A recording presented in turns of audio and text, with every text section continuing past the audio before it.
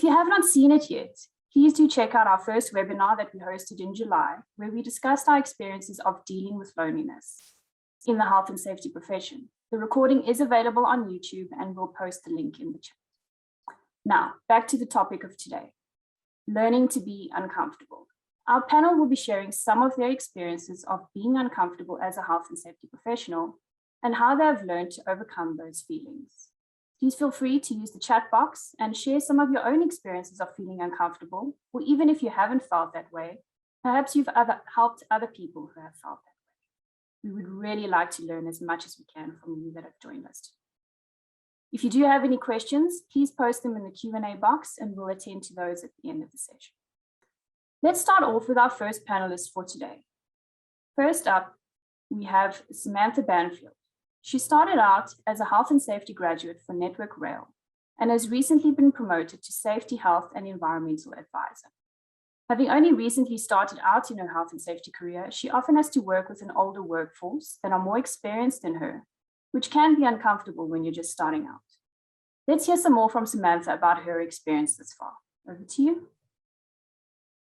Thank you, Sheena. So yeah, as you mentioned, I've recently joined Network Rail probably about 12 months ago now. So I'm not only new to the safety profession, but I'm new to the rail industry as well.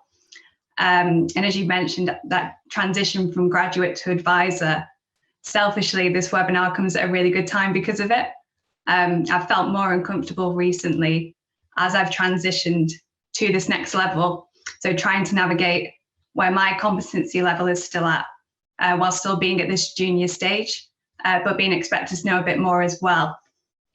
And I'd say I felt uncomfortable in both good and bad ways. The good, I'm exploring something new, learning and challenging myself. Also the bad, so being new, still gaining that experience in an industry full of people that are much, much more experienced than myself.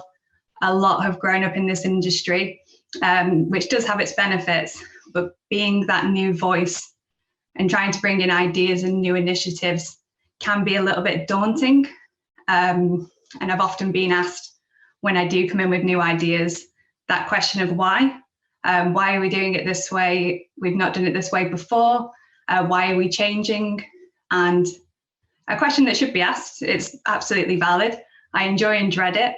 As much as I'm prepared to answer it, I know why I'm doing something, why I want to bring new ideas to help people and keep people safe. As much as I'll be prepared for it, it still throws me back. And that leads me to, I guess the question I wanted to ask you all is, what have you done in that situation? How have you approached it? What have you said? What would you say when you're asked that why, when you're introducing new ideas, particularly during that early years of your career? Great, so over to the panel. Does anybody have any feedback for Samantha? Alpa? Yeah, I'll go first. So yeah, I mean, in that situation, it's a very common situation, and I guess I've actually come across it as well. And it's always hard to deal with conflict in any way, I guess, because you're not prepared for it for a start. So when you do come forward with an idea, in your mind, it's a great idea and you want to share it with everybody, but not everyone's fully on board. So, it's for me, the way I approached that was listening to everyone's whys and accepting that everyone does have their own point of views, but also honing into my original idea and saying, well, I understand what everyone's saying. Can we not incorporate A, B, and C with what we're trying to achieve here? And just getting a middle ground with everybody so everyone is comfortable with moving forward. And that comes part of the consultancy phase, doesn't it, in terms of health and safety? So always good to talk to everybody and gain everyone's ideas and experiences. But the situation, I guess it's something that I'm still struggling with myself and finding my voice within the job itself. Thanks, Alpa. Tristan, anything from you?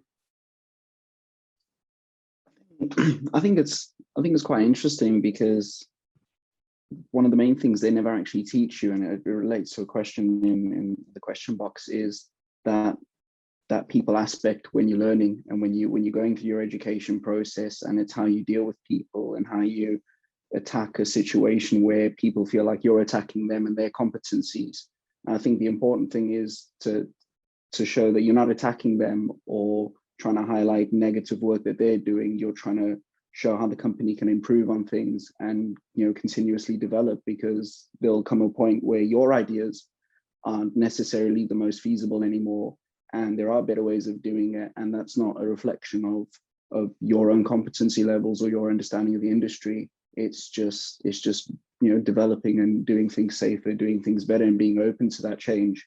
Because I think unless you're willing to hear someone's opinion and understand why they think that way, I don't think it's just being able to give your opinion, because they come quite hand in hand with one another.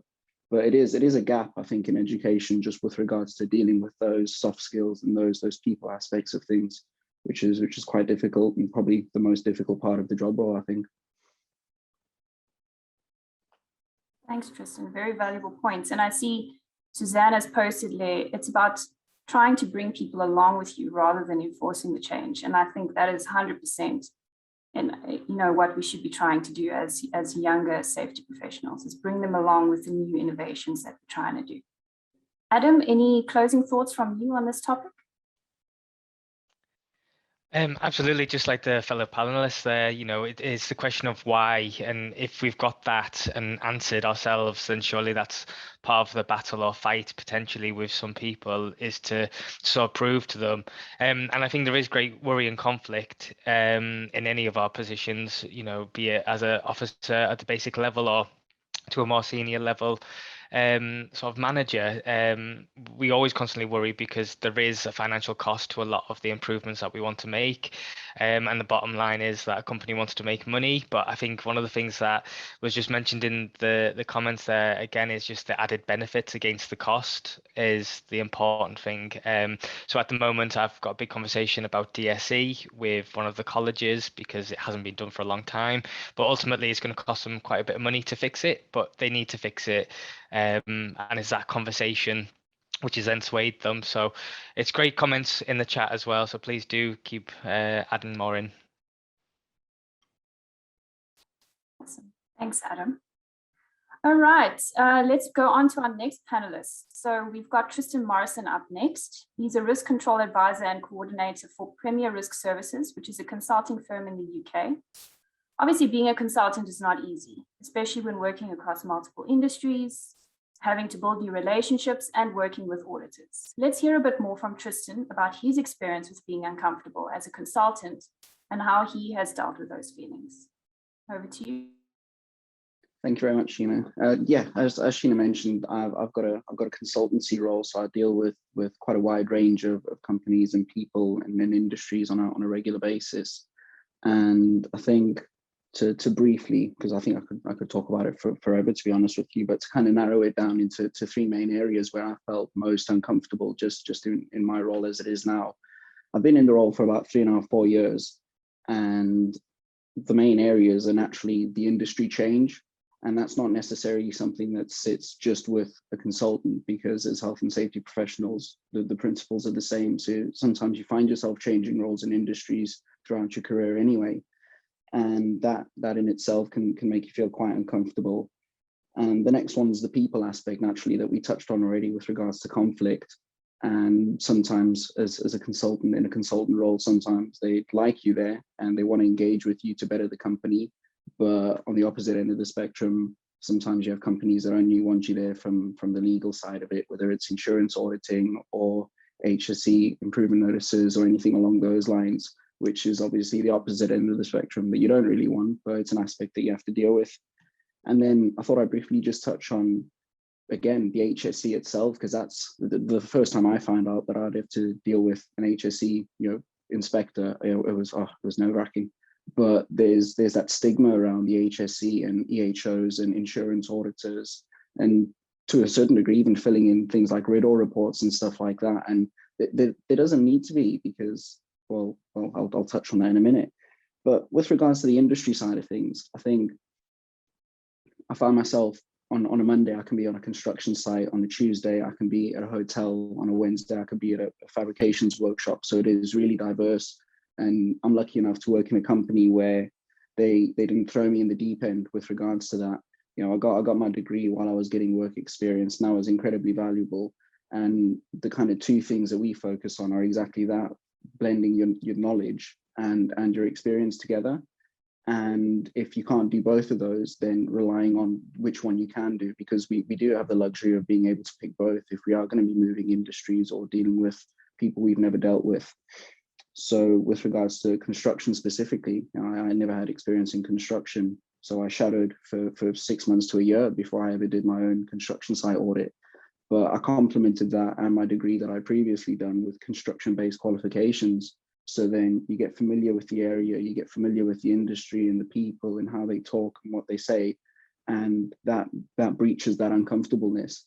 And then you can focus on the things that you can't necessarily control, like the people face-to-face aspect, the conflict resolution. But it's just being confident in the fact that health and safety is health and safety.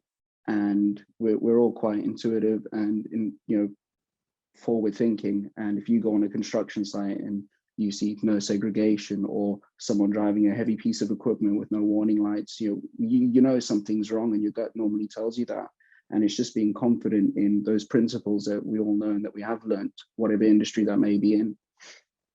As far as the kind of people aspect of things, I think that's probably the most difficult part to deal with, because like I said previously, people often take any form of constructive criticism as a direct negative to whatever ideas or initiatives they've had or processes they've implemented. And I think myself specifically, looking at it from more of a on the ground operational level, dealing with people face to face, is quite difficult to bridge that gap where you're not talking at someone, but where you can actually have a conversation with someone. Because again, I can deal with 3 or 4 different companies on a weekly basis, and it's a whole new organizational structure, health and safety culture dynamic. And to be able to understand how people think, what they think, why they think the way they think, is probably the most important way to convey whatever ideas and suggestions you have. Because at the end of the day, people are interesting, and most people, just given the opportunity, would love to talk and explain why they think and do the way they do. And the most important thing that I've learned just through my role itself is taking that time initially to understand why we're doing it like this, what makes you think this, what do you think we could do better, and how do you think we could develop it? What about this? Not coming in and kind of forcefully saying, well, this is wrong. And it's just that soft skills people aspect of things, which can quite often be really, really difficult to teach. And then kind of also, again, leading to the people side of things, the enforcement authorities, local authorities, and all that kind of stuff. I think people differentiate the fact that they are just people, and touch wood, on the occasions that I've had to deal with HSE inspectors or EHO officers or even insurance auditors, which can sometimes be even worse than the other two, to be honest with you. And it's realizing they're still people. It's that insurance inspector is still someone's father or someone's son or someone's daughter, and they're just doing their job. And at the end of the day, the only difference between their job and our job is they've got the power to hold you more accountable.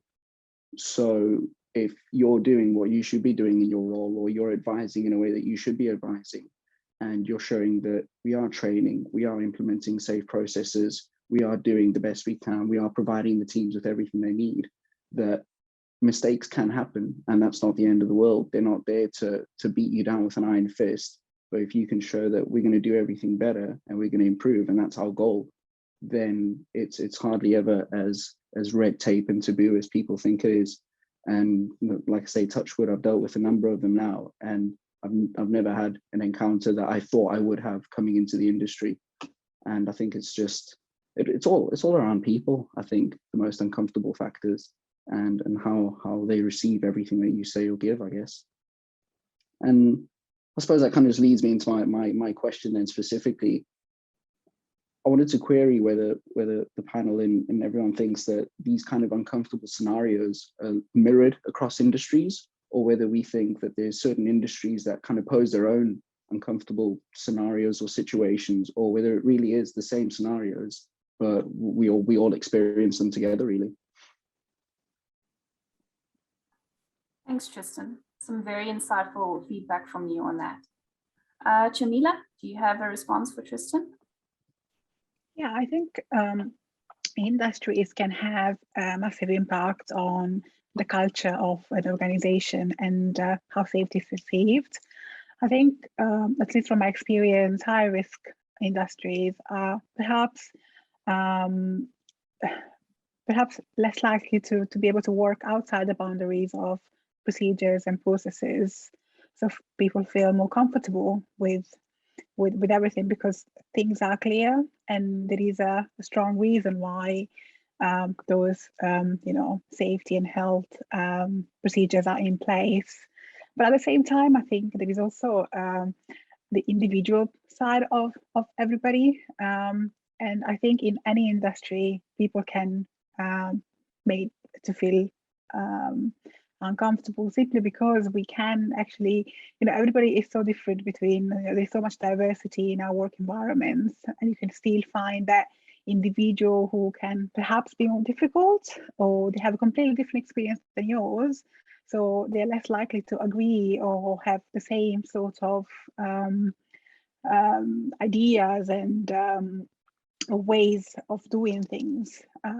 So I think, yes, I think the industry can have an impact, a massive impact on that. But then, we shouldn't forget that each individual has their own personality, and kind of building relationships and creating that common ground is always important in any industry, and would really help us to create a work environment where everybody can feel comfortable. And so in that sense, I think that we all have power to consider the impact on others, and we should always think about performance. So we put performance first and we think about the safety and health of others first, then I think that is what probably we all have in common. So I think, if we have those kind of difficult conversations or difficult situation, it's about bringing the attention to that point.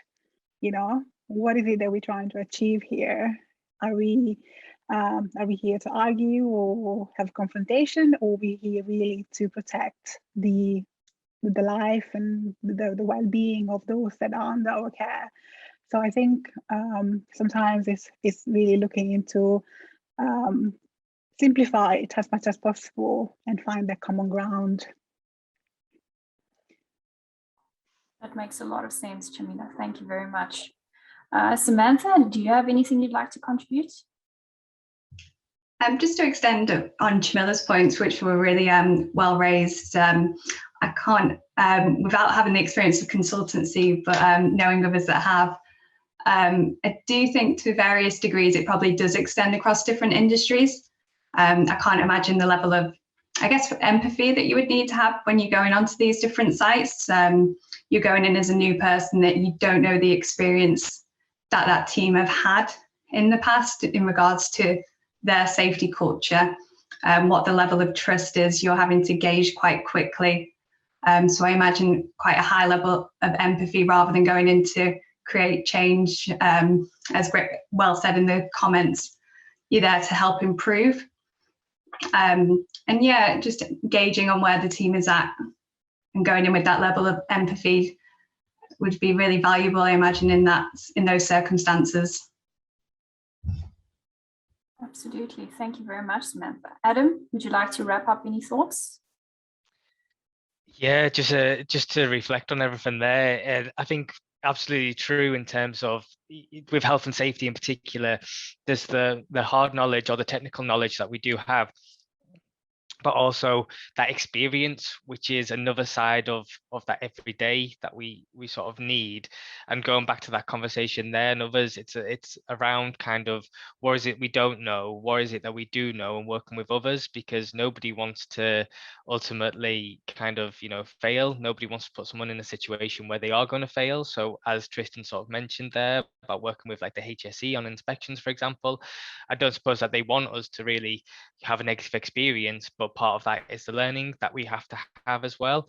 And I think a great thing there, again, as Samantha just mentioned, is the empathy. Others have talked about kind of, again, like the language and making sure that it's appropriate and actually using it. And someone just mentioned in the chat as well about carrot and stick. Again, there's no point going somewhere with kind of guns a-blazing when that's not their culture. We need to incorporate it in. So yeah, I think there's a lot of good there. And again, around psychology, performance, we could go on and on. Thanks a lot, Adam, and to everybody that contributed to that one. All right, our third speaker today is Alpa Aguirre. She's the Health and Safety Advisor at Citizen in the West Midlands. She's also quite new to health and safety, having worked in the travel industry before. So her experiences of being uncomfortable stem from working in a gender-dominated environment. So let's hear a bit more about that and how she has dealt with it so far.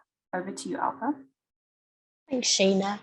Yes, so yeah, being new to health and safety, excited, ambitious, wanted to get stuck into my new career. These were all the thoughts and the excitement, emotions that were going on in my head when I first started in IOSH. And then, I mean, I worked in a gender-dominant team, and initially, you know, that did not bother me. I was happy to be around everyone. I saw experienced colleagues, people I can learn from, I can grow, and that was a nice feeling for me to know that I'm surrounded by such experience and you know, individuals that have been in the industry for a long time. So as time went on, I started witnessing subtle differences to how I was treated compared to my counterparts. And I had to take a second look at it and think, have I just imagined that? Or did that actually just happen? You know, just trying to get to terms of it. I mean, things like subtle discrimination, like being viewed as the housekeeper or the PA of the team, being asked to take most meeting minutes or asked to clear up after team meetings where your counterparts probably just walked out of the room. And so it was little things like that I started noticing. And then initially this did get to me because it became more obvious with constant backfire when I was instructing or advising, and lack of support generally. So it made me take a step back in myself to think, what am I doing wrong? Am I doing something that my co-team members aren't liking? Is it the way that I'm voicing myself in terms of my instructions and training to them? So I did a lot of deep digging, trying to improve myself, and I found myself in a bit of work anxiety state where I chose to give in to all the pushback and that I was receiving, and became the yes person, which wasn't good because it was self-destruction in a way, because I knew I didn't want to just bow down to the pushback that I was having, and there was a reason why I was doing or instructing what I was at the time. So I started changing my mindset, focusing on the positives. What am I really here to do? First of all, I'm there to do my job. So I knew I loved the job I was doing, so focused on that. I also took responsibility of my own development. I knew I wasn't going to get that from the team that I was working in. So took responsibility to carry out my own development outside of work, attending webinars, doing short courses for myself, just to gain that more experience as a new IOSH professional. And also, I mean, we've spoken about before was connecting with allies within your organisation. So I also connected with like-minded people from other departments just to gain an insight of what I was feeling at the time of being in that gender-dominated environment. So it kind of gave me that more of a confidence within my role to think I'm not the only person in this and facing these struggles. There are others there, but I mean, I understand that a gender dominant environment can be challenging and has its own dynamics within itself. So my question to the panel is, what advice would you give someone struggling in a gender dominant environment? Thanks very much, Alpa. I think it's a very interesting situation that you've been in. Let's maybe get a male perspective on this. Tristan, do you have any thoughts? Well, naturally, I don't think anything I experience as bystander, you know, a young white male in the industry is going to be quite similar to being a female in the industry.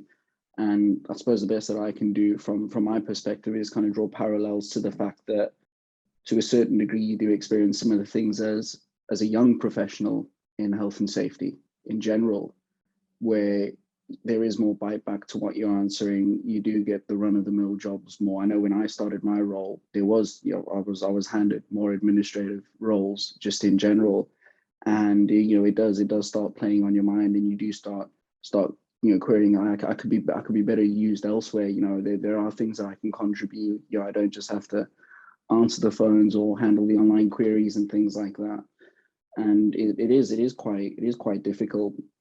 I think I'm quite fortunate in the fact that I could I could go to my boss and I could kind of relate these things and convey these things, and we could change my role to adapt that. But I know many people out there aren't necessarily in as fortunate positions where upper management or middle management kind of take those things into account. And again, I'm quite black and white in the sense of if I feel like I'm not being valued or I feel like I could be doing better elsewhere, then I will do that. And I'm quite happy to convey that message to middle management. And if it is the kind of dynamic or work environment that I don't think is fit for myself as well as the company, then it's kind of making those hard decisions that do lead to potentially an industry change or a career change, much like what got me into health and safety. But again, as someone that doesn't necessarily have family responsibilities and things like that, it is easier for me to make those kind of decisions. But I suppose it's exactly like Alpa said, it's finding like-minded people that are in similar situations, because sometimes you can just be stuck in your own frame of thought and what's going on, and you don't necessarily know that there are other things that you can do or certain things that you can change, for example, or whatever, to make the situation better. Thanks, Tristan. I think I'm going to chip in on this one. Some of the stuff you mentioned, Alpa, about, you know, not wanting to really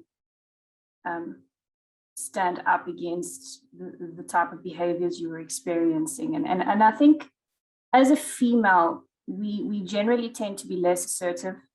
I think it's naturally how we are. We tend to avoid conflict where we can, where we don't really want to get into those difficult situations. But what I found, and I haven't necessarily been in the same situation as you, but what I found is as soon as you start standing up for yourself and showing people that you have the competence, that you can do exactly what your male counterparts can do, and actually assert that, you know, assert yourself in a way that creates respect from your colleagues rather than, you know, demanding respect. I think that is something that I've seen has changed for me. It's a different situation, but, you know, as soon as I started standing up for myself and trying to demonstrate the value that I can add to the business, the level of respect that I received from all my colleagues, male and female, definitely changed. And I think that the critical aspect there is learning to say no. And I think that's a lot of things, a big thing that a lot of us struggle with, is because We don't want to be seen as the person that doesn't want to do the job. We do want to do the job, but we want to do what we are meant to be doing, you know, not the other stuff. So that's just my 2 cents on that. Adam, do you have any closing thoughts? I know you had some opinions on this one as well. Yeah, thank you for bringing me back in.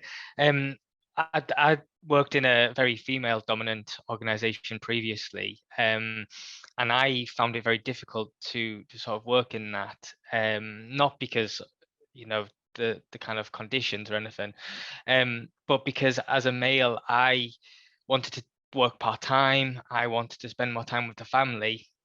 And actually that wasn't understood by the SLT and the managers, and they were kind of forcing me to work full time. Yeah, I wanted to do something different, and I found it a very kind of conflicting sort of situation. Not to say that, you know, because you're female you have to be with the family, but because we were trying to equal society.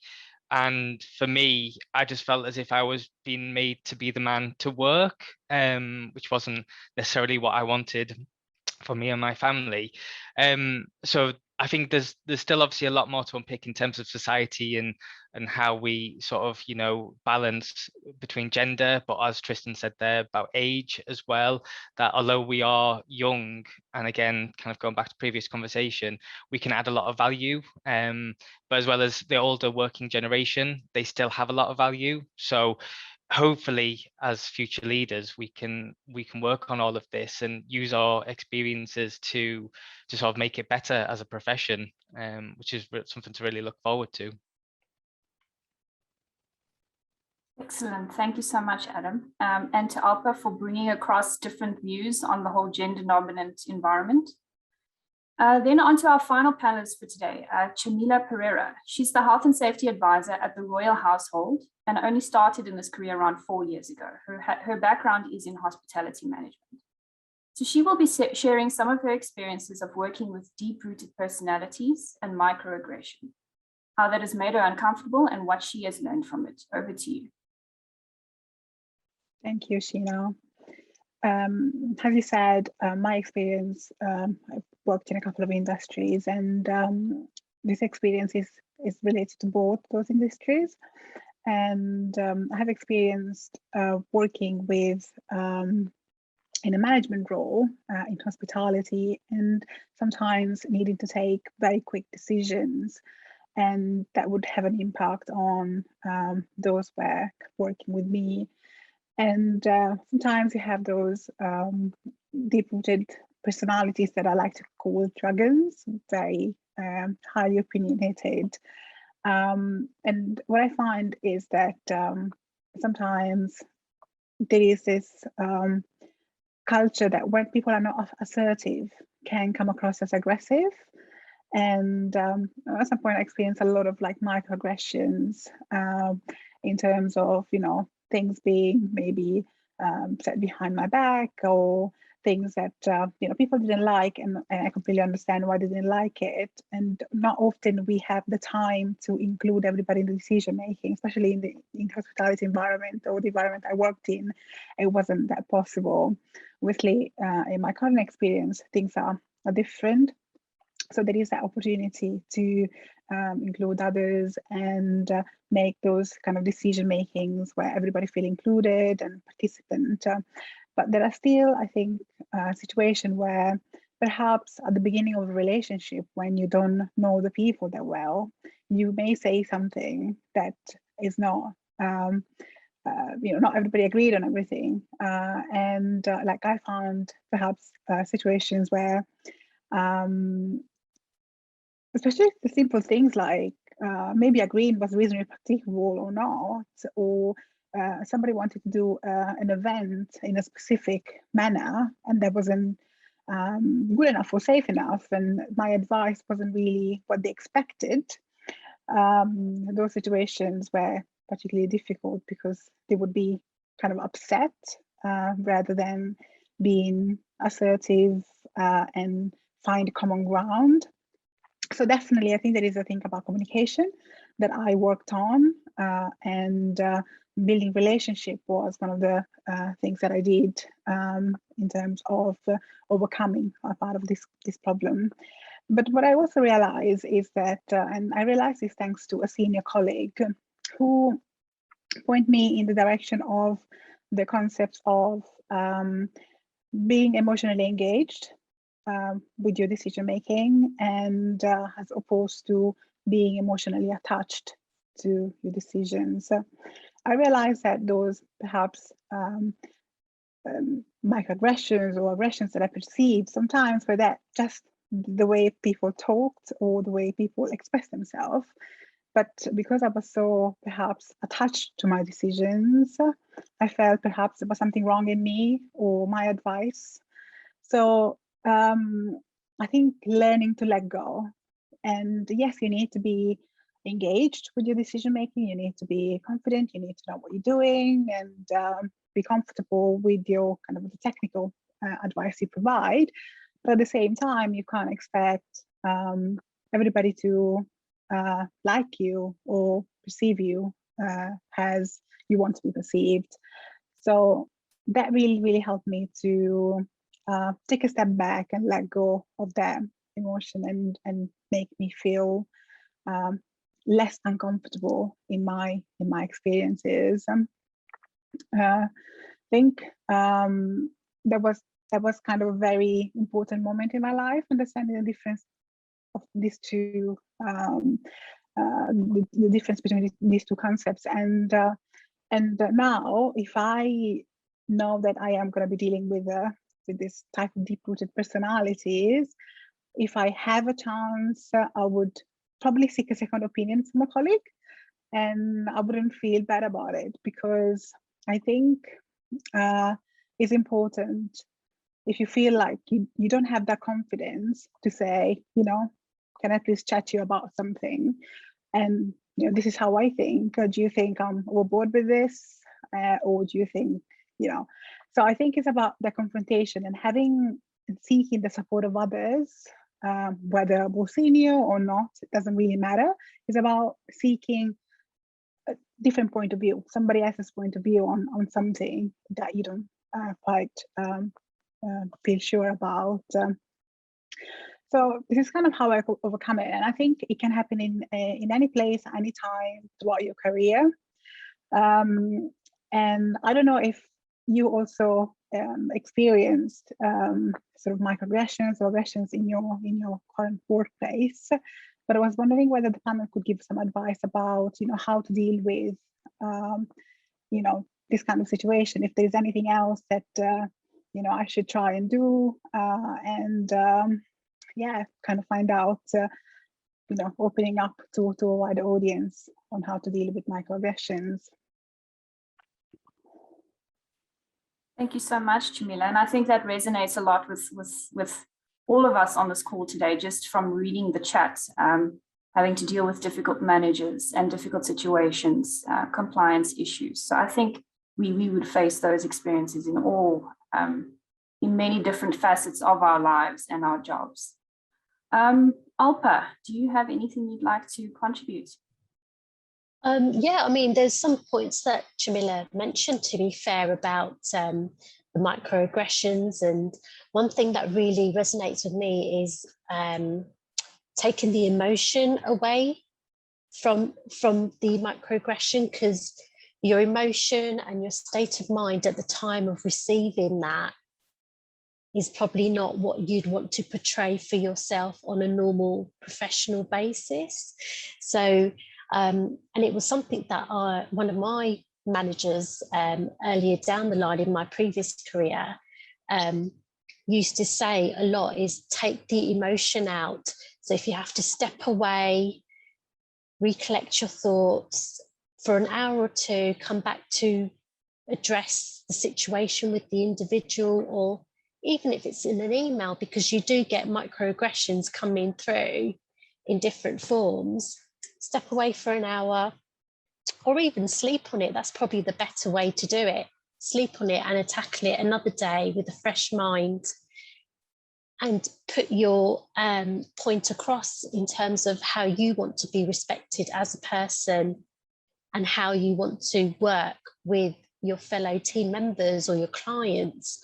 So yeah, that I think that the taking the emotion away from your mindset at the time is probably one of the one things I would say. Thanks, Alpa. Very valid points, and I think you know, just having listened to most of what the conversation has been about, interpersonal skills are really critical, I think, for any health and safety professional, just based on how you need to navigate these different types of situations that we might be put in.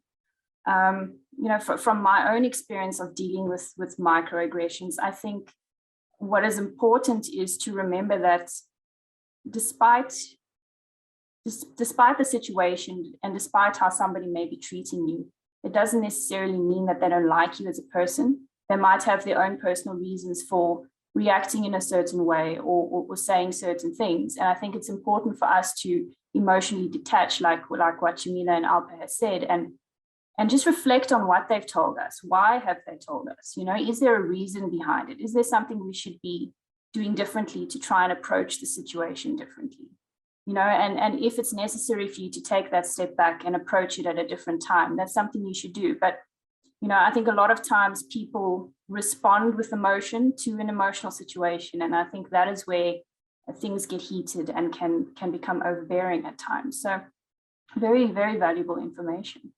Adam, anything from you before we wrap up? Absolutely. I think there is a sort of extension to Alpa about the there and now. Again, sort of in the future, we live in a society where, you know, we sort of answer the phone quickly, we answer messages quickly, we answer emails quickly, and therefore, when it comes to microaggression, we also answer that quickly. And I think there is a lot around sort of taking criticisms and actually dissecting it into different pieces, and actually taking that as part of our CPD as well, so that we kind of see where we may not have necessarily managed to do something in the best way, and we accept that, but then we go, do you know what, we can learn from that and we can do better from that.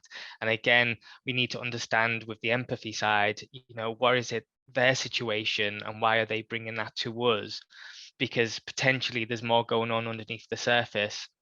And again, that conversational stuff. So if we can have chats with people, it is going to be important. And as Jamila said, it's about seeking the other point of view from others and kind of getting that wider perspective. Because again, you know, we don't want to sort of say to people you're being aggressive in any way, but actually, is there a way for them to learn and develop more? And so we're all on a journey together. So yeah, that's my thoughts on that one. Thanks very much, Adam. Okay, I think that brings us to a wrap on all of our panelist discussions. So thank you so much to all of you for your discussions and for sharing your experiences with us today. And as well, thank you, Adam, for reflecting on the discussions this far. On the note of what Jamila just discussed and the whole emotional detachment, we'd like to understand from the audience how emotionally attached you are to the decisions that you make. So we'll be rolling out a second poll if you don't mind answering it for us. Interesting. Some people, 21% saying always, 67% saying sometimes, 12% rarely, and nobody said never. Interesting. I did a poll recently where I didn't put never in and it was questions. So, okay. I think that is actually very important for us to possibly unpack a little bit further now in the Q&A. So Adam, do you think we should start the Q&A section? Yeah, absolutely. So the first question, which I think is actually a really brilliant question, was, is dealing with confrontation challenge part of formal health and safety study? Has anybody experienced that as part of their studies?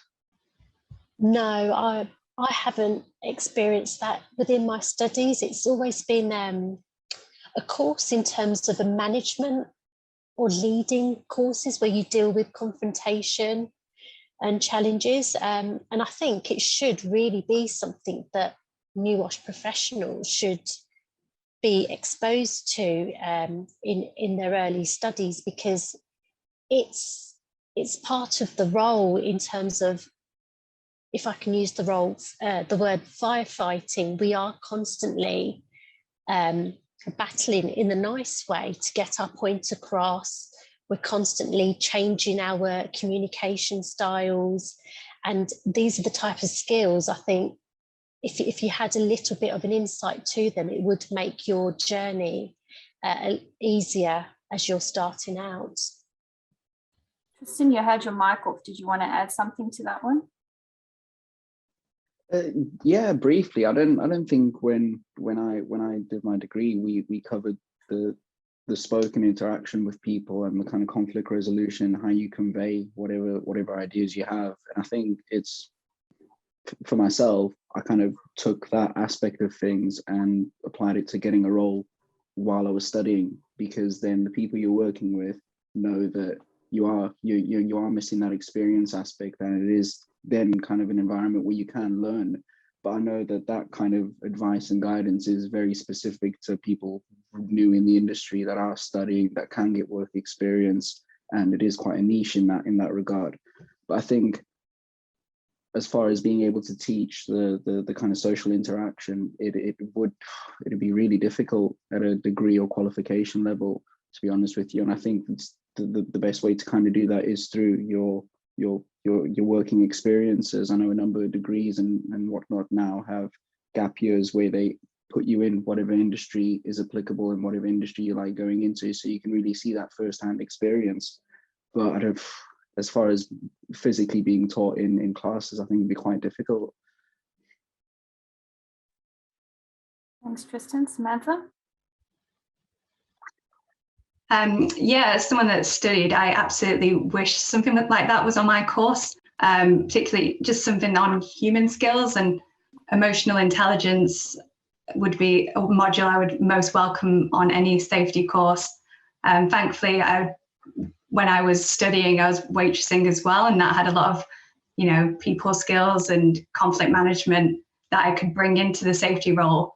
But for those that haven't had that, I think even an introduction to it via that kind of module would be at least quite useful. Thanks, Samantha. I think from my own experience, in my safety degree, there wasn't really anything included around dealing with people and, interacting. There was an element of how to implement a safety culture, but they didn't really unpack how you do that through the communication process. For me, what really helped in my own personal capacity was the business management degree I'm doing. And I think because I've supplemented that on, you first of all, you learn the business acumen, but you also learn how to properly engage and how to implement change processes in an organization. And that is not really covered in a safety degree per se. So it's almost like what we learn as professionals is too technical, and it doesn't include the softer skills that you actually need as a safety profession to be effective in your role.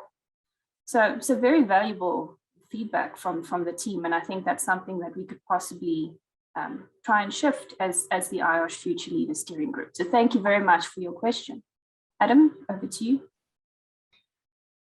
So the second question is just around how we celebrate our wins individually and in teams and overcome uncomfortable or difficult events. So this has a bit of context to it. So we obviously find it difficult at times, and we have problems, and it's a case of we always focus on the negative and not necessarily on the bits that are successful.